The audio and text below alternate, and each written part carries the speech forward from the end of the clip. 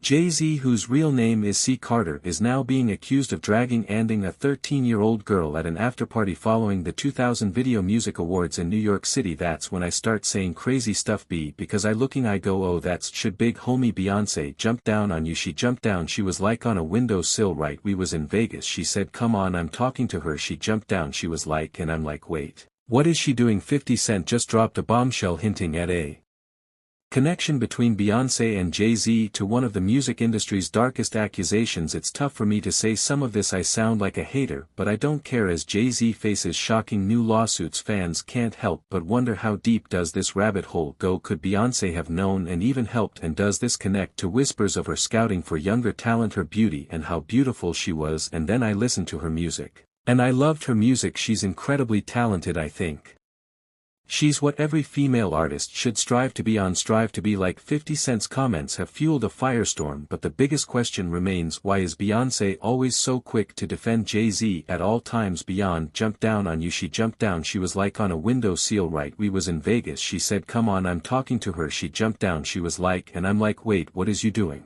Could she be afraid of also getting implicated with Jay from luring in Rihanna and Foxy Brown too?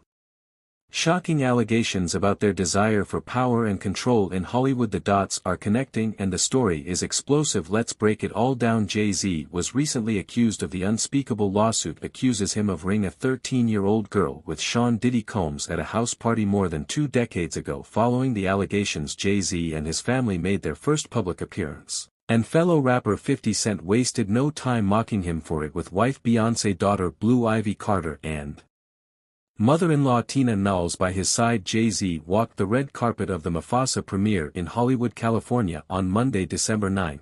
50 Cent took aim at the rapper for the decision, sharing photos of Jay-Z with Beyonce and Blue Ivy at the event via Instagram. That same evening, Jay said, they said ISA had a kid, everybody get dressed, we going to see Mufasa, lol. The get rich or die trying rapper captioned the since deleted post. The outing marked the first public appearance of Jay-Z since the accusations were made on Sunday, December 8. Earlier on Monday, 50 Cent took to different social media platform and appeared to allude to the controversy via a post on his X account which referenced the Super Bowl. The rapper shared a popular meme of himself sitting in a car and driving away. Okay, I don't know what's going on, but are we going to still have the Super Bowl? He captioned the post. I'm just asking for a friend. Jay-Z's company Roc Nation has played a key part in pulling together the Super Bowl's halftime entertainment since 2020. Kendrick Lamar is currently scheduled to be this year's headliner, performing at the event, which is to be held in February 2025 in New Orleans. When asked about the Exposed on the Big Boy TV podcast episode later that day, 50 Cent joked, I'm just asking for Kendrick, I'm just trying to figure out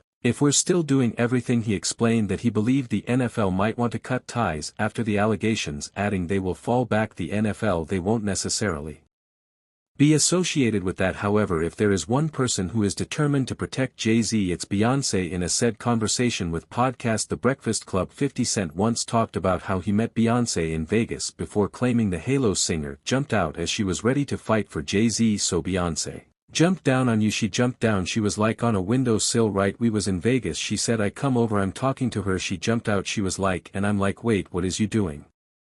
According to 50 Cent, Bey must have thought he and her husband were arguing before she jumped out and pulled a non-nonsense confrontational face at him. D really, I'm just saying what's up MHM, but she feeling my energy come over cause we do say things about each other, it's competitive nature, that's it. 50 Cent also admitted that he was quite taken aback by Bey's reaction since it was a situation he had not seen coming, and I'm like, wait, what is you doing? That stuff, that's me and Jay-Z stuff, this ain't got nothing to do with you, girl, don't come. So wasn't there me, I'm talking to Jay. He claimed he didn't know how to respond to her because, well, she is still Queen Bee and he never expected to be in a situation like that with her, cuz I don't know what exactly how to responded. You are still beyond. Now you might be wondering why BA is still defending Jay-Z despite all he is being accused of. One fan actually commented on this saying Jay-Z is a pedophile, allegedly a cheater and ugly, but Beyonce still stayed with him. This comments prompted a response from another fan who wrote, because she was in on it as well. Well, this person is not alone. Some fans have began speculating that Bey might not only be defending her husband but also helping him in his shady dealings. In fact, some are even going as far as to claim that Beyonce might have introduced some female artists to Jay-Z, one of them being Rihanna.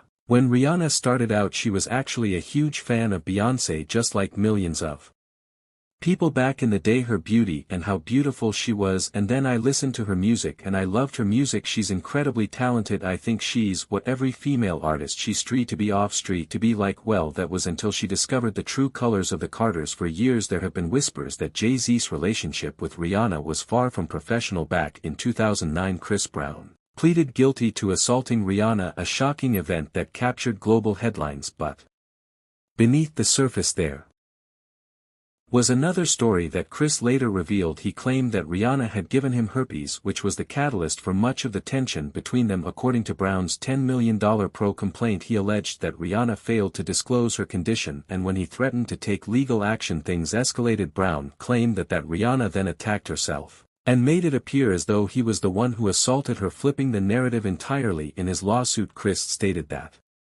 Rihanna's attack on him was not only physical but psychological. He described waking up one morning with 3 blisters on his private parts, leading him to panic about his health and the risk of spreading the infection to others. He went on to say that this discovery shattered his relationship with Rihanna and ruined his plans to propose to her. He even wrote the song "Don't Wake Me Up" as a tribute to their relationship, which was ultimately doomed by what he alleged was her betrayal to Chris's accusations. Didn't stop at the herpes allegations. He claimed that Rihanna's actions and lies cost him millions of dollars in lost endorsements and job opportunities. According to Chris, Rihanna's story of the assault was a calculated move to shift the public's perception in her favor and damage his career. These accusations created an even more complex narrative behind their infamous altercation. But as the public tried to digest these claims, more rumors began to surface, raising the question: did Rihanna give herpes to someone else? A model who had previously worked with the singer came forward with allegations that he too had contracted herpes after being with her, adding another layer of controversy to an already scandalous situation. However, the story gets even more convoluted when we look at where Rihanna might have contracted the virus. According to Jaguar Wright, a well-known figure in the music industry,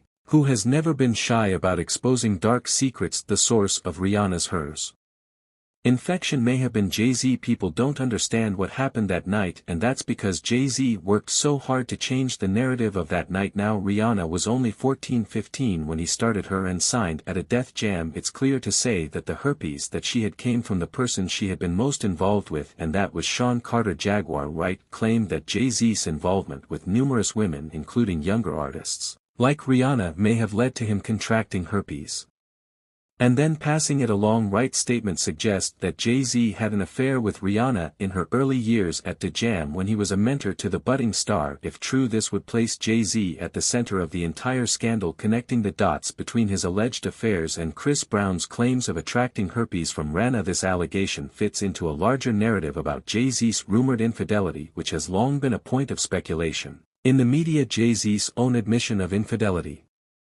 in his marriage to Beyoncé has further fueled rumors of his relationships with other women, including Rihanna. The timeline of these alleged affairs lines up with the period in which Rihanna and Jay-Z were reportedly romantically involved. Rihanna's rise to fame began when she was just 15 years old after being discovered by record producer Evan Rogers while she was vacationing in Barbados. Rogers was immediately struck by her presence and unique look, stating, "If that girl can sing, then holy is this." Encounter led to her first single, Ponder Replace, being recorded and sent to various record labels. By December 2004, Rihanna's demo landed on Jay-Z's desk at the Jam, where he served as president of the label. He was so impressed with the young singer that he allegedly told her there were only 2 ways out of the meeting room: through the door with a signed contract or through the window. If she refused, there are 2 ways to leave here: either through the door with the deal sign or through this window. And we're on the 29th F.